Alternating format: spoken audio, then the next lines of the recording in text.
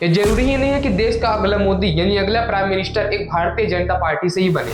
वो कांग्रेस के राहुल गांधी भी हो सकते हैं। फरवरी 2024 के सर्वे के अनुसार 28% लोगों ने माना है कि अमित शाह देश का अगला प्राइम मिनिस्टर बनना चाहिए। पिछले एक सालों में मोदी की पॉपुलैरिटी घटी है तो वहीं राहुल गांधी की पॉपुलैरिटी बढ़ी है। इस 2029 में कांग्रेस लोकसभा इलेक्शन जीत जाती है तो कांग्रेस के पास राहुल गांधी सबसे बड़ा चेहरा होंगे।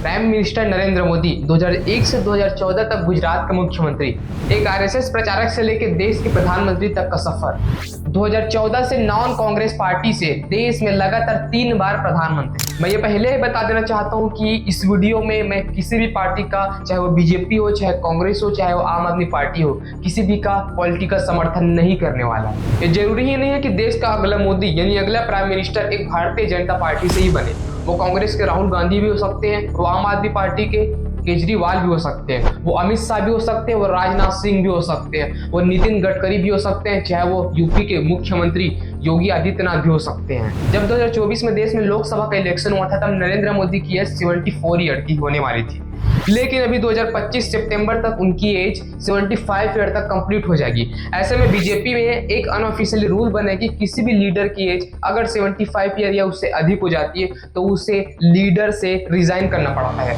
और उसे गाइडेंस कमेटी में शामिल होना पड़ता है। बीजेपी की इसी रूल के कारण गुजरात के चीफ मिनिस्टर आनंदीबेन पटेल को भी अपने लीडरशिप से 75 ईयर एज रेस्ट्रिक्शन के कारण रिजाइन देना पड़ा। लाल कृष्ण आडवाणी, मुरली मनोहर जोशी को भी इस रूल के तहत गाइडेंस कमेटी में शामिल किया गया। इतना ही नहीं, कर्नाटक के बीजेपी के चीफ मिनिस्टर बीएस येदियुरप्पा ने भी अपने 75 साल से ज्यादा होने के कारण अपने पोस्ट से रिजाइन कर दिया। इस हिसाब से देखा जाए तो 2025 में प्राइम मिनिस्टर मोदी का एज भी 75 ईयर कंप्लीट होने वाला है। उस हिसाब से 75 ईयर एक्सीड होने के बाद इनको प्राइम मिनिस्टर पोस्ट से रिजाइन देना चाहिए, लेकिन ऐसा सपने में भी नहीं हो सकता। भला अपने पैर पे कुल्हाड़ी कौन मारेगा, क्योंकि ये रूल अनऑफिशियली है और इसमें फ्लेक्सिबिलिटी बहुत ज्यादा है। लेकिन ये बात तो ज्यादातर क्लियर है कि अगर 2029 लोकसभा इलेक्शन में बीजेपी जीत जाती है तो प्राइम मिनिस्टर नरेंद्र मोदी ही शायद ही देश के अगले प्राइम मिनिस्टर होंगे।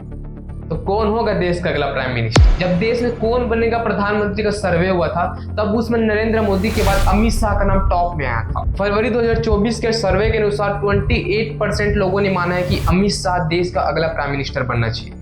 लेकिन वहीं अगस्त 2024 में फिर से सर्वे लिया गया तब इनकी पॉपुलैरिटी में गिरावट आई गई। इस समय केवल 25% लोगों ने माना कि अमित शाह देश का अगला प्राइम मिनिस्टर होना चाहिए। जैसे मोदी अपने टाइम में आरएसएस के प्रचारक थे, वैसे ही अमित शाह भी अपने कॉलेज के टाइम से एबीवीपी के मेंबर थे। अमित शाह को आप पॉलिटिक्स का गेम चेंजर भी मान सकते हैं या फिर आप उसे बीजेपी का चाणक्य भी कह सकते हैं। जब 2014 में देश में लोकसभा इलेक्शन हो रहा था तो अमित शाह को उत्तर प्रदेश का बीजेपी इंचार्ज बनाया गया था। उस समय उत्तर प्रदेश से 80 लोकसभा सीटों में से 73 सीटों में एनडीए ने जीत दर्ज की थी। अमित शाह के अंदर लीडरशिप की क्वालिटी तो बहुत अच्छी है। 2014 से लेकर 2020 तक वे भारतीय जनता पार्टी के राष्ट्रीय अध्यक्ष भी रह चुके हैं और करेंटली वे भारतीय कैबिनेट में होम मिनिस्टर के पोजीशन पे हैं। इस हिसाब से हम बोल सकते हैं कि नरेंद्र मोदी के बाद अगर कोई दूसरा सबसे बड़ा चेहरा है तो वो अमित शाह ही है। सेकंड नंबर पे आता है यूपी के CM Yogi Adityanath. India today के सर्वे में देश में 19% लोग योगी आदित्यनाथ को प्रधानमंत्री बनते हुए देखना चाहते हैं। इनकी पॉपुलैरिटी भी घटी है। फरवरी 2024 के सर्वे में 24% लोग चाहते थे कि ये प्रधानमंत्री बने, लेकिन वहीं इनकी पॉपुलैरिटी डाउन हो गई अगस्त 2024 के सर्वे में, जहां 19% लोग बस चाहते हैं कि ये प्रधानमंत्री होना चाहिए। योगी आदित्यनाथ 19 मार्च 2017 से लेकर अब तक चीफ मिनिस्टर का कमान संभाले हुए हैं। अब जानकर सरप्राइज हो जाएंगे, चीफ मिनिस्टर योगी आदित्यनाथ अब तक का उत्तर प्रदेश का लॉन्गेस्ट सर्वाइविंग चीफ मिनिस्टर है। यानी कि आज तक उत्तर प्रदेश में कोई भी गवर्नमेंट 2 टर्म्स लगातार कंप्लीट नहीं कर पाई। अगर योगी आदित्यनाथ अपने ही सेकंड टर्म का पूरे 5 साल कंप्लीट कर लेते हैं तो वे उत्तर प्रदेश के ऐसे पहले चीफ मिनिस्टर होंगे जिन्होंने पूरे 2 टर्म कंप्लीट किया हो। ऐसा स्टेट जहां की पॉपुलेशन इतनी ज्यादा है, जहां से 80 लोकसभा सीटें आती है,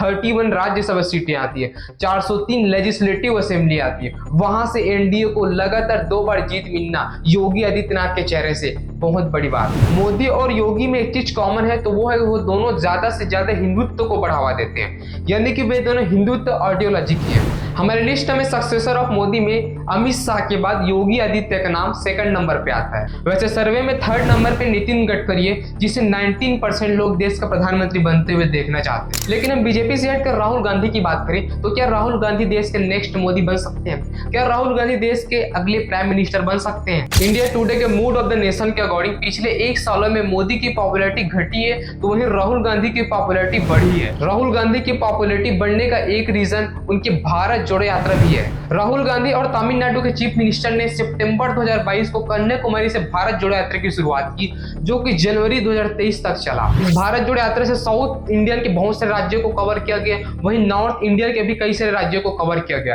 टोटल 4080 किलोमीटर तक का ये यात्रा चला गया। फिर भारत जोड़ो यात्रा खत्म होने के बाद लोकसभा इलेक्शन से पहले जनवरी से लेकर मार्च तक भारत जोड़ो नया यात्रा भी चला गया, जिसमें डिफरेंट स्टेट को कवर किया गया और इसका बेनिफिट भी देखने को मिला, जिससे राहुल गांधी की पॉपुलैरिटी बढ़ी और कांग्रेस की भी पॉपुलैरिटी बढ़ी। और इसका मेन रीजन है कि हमें लोकसभा में भी इसका फायदा देखने को मिला। लोकसभा में कैसे मिला? 2019 के लोकसभा चुनाव में कांग्रेस की अलायंस यूपीए केवल 91 सीटों में सिमट कर रह गई थी, लेकिन 2024 लोकसभा इलेक्शन में इंडिया गठबंधन ने 234 का आंकड़ा छू लिया। इस 2029 में कांग्रेस लोकसभा इलेक्शन जीत जाती है, तो कांग्रेस के पास राहुल गांधी सबसे बड़ा चेहरा होंगे प्रधानमंत्री बनने का, क्योंकि कांग्रेस के पास राहुल गांधी से भी बड़ा चेहरा अब तक तो नहीं है। राहुल गांधी 2004 से लेकर 2019 तक अमेठी से मेंबर ऑफ पार्लियामेंट रह चुके हैं, वही 19 से लेकर 2024 तक वायनाड से मेंबर ऑफ पार्लियामेंट रह चुके हैं और तो और 2 साल राष्ट्रीय कांग्रेस के अध्यक्ष भी रह चुके हैं। तो राहुल गांधी ही सबसे बड़ा चेहरा है कांग्रेस में अब तक। नरेंद्र मोदी और अमित शाह के बाद अगर मैं यूथ प्राइम मिनिस्टर का बात करूं तो एनडीए अलायंस योगी आदित्यनाथ और इंडिया अलायंस राहुल गांधी का नाम सबसे टॉप में आता है। आपको क्या लगता है कौन होगा देश का अगला मोदी, कौन होगा देश का अगला प्रधानमंत्री? कमेंट सेक्शन में जरूर बताएं। वीडियो देखने के लिए बहुत बहुत धन्यवाद। वीडियो को लाइक कीजिए, शेयर कीजिए, हमारे चैनल को सब्सक्राइब कीजिए। मिलते हैं अगले वीडियो में, तब तक के लिए जय हिंद।